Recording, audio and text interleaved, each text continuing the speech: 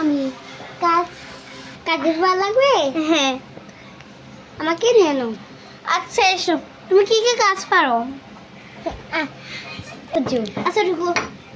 মাইনে আমি চাকরি করি, তুমি সারাদিন বাড়িতেই থাকতে হবে। আচ্ছা আচ্ছা আচ্ছা আমি গেলাম, থাকো তুমি। ঠিক আছে।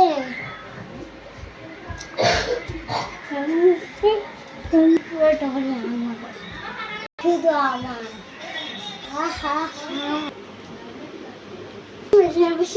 আমাকে একটা কফি দাও। এটা মেয়েটা কি কাজ করলো?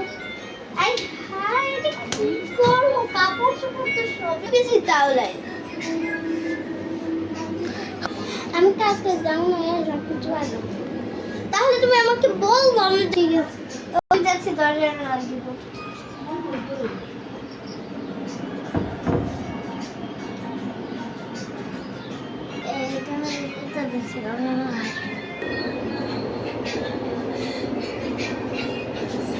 এসেছি আমার এইগুলো আসতে না আসতে তুমি এরকম সাজছ বলে, তুমি তো কাজের বুয়া। টাকা নিয়ে একটা সেই বড় লোকের বাড়িতে দাঁড়াও না কেন? আগে কাজ করে, ওই যে আগে নিচে ঝাড়ু দিয়ে বিছানা ঝাড়ু দেবে।